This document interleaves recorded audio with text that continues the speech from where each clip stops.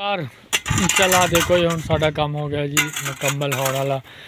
तो काफ़ी टिक्की लगी हुई सी इटा रोड़ियां दी, हम तकरीबन थोड़ा ही रह गया वा। अल्लाह रखे खैर साडा रिक्शा भी लोड हो गया वा।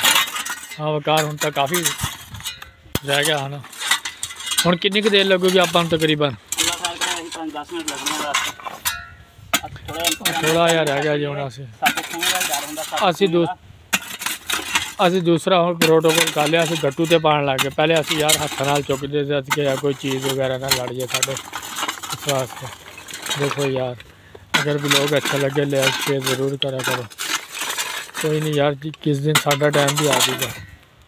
अगर मेरा ब्लॉग अच्छा लगे लाइक शेयर ज़रूर करना। देखो जी हुण असी करके रिक्शे के उत्ते सुट्टन लग रहे रोड़ियां असी वकार दे मेरा प्यार तकरीबन वकार दी मंगार दें।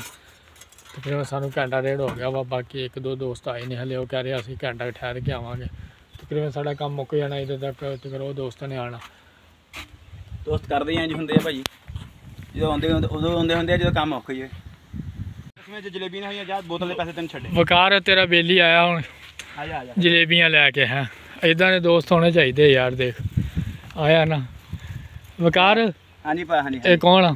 यार अपना सज्जन अल्लाह दे बंदे। अच्छा जिन्हों कहते यारां दे यार। सही हो गया ये तेरा ओ यार आ। देख यार आज वकार दे दोस्त आ रहे। देखो यार कोई जलेबियां लेके आ रहा है। लेट ही है सारे ने हौली हौली होना, किसी ने कुछ ना कुछ ले होना। फिर मना आंदी हुंदी हुंदी यार यार जेड़ा ने बंगार कही होवे लेट आवे कुछ ना कुछ लेके आंदा। जुर्माना होना मेरा वीर ने जुर्माना पिया हुण। हां ये तो ठीक है। और आंदा पिया ना बोतल पाई यार शरा बोतल फड़ियां लेट आया कोई गल नहीं। ये भी ठीक है।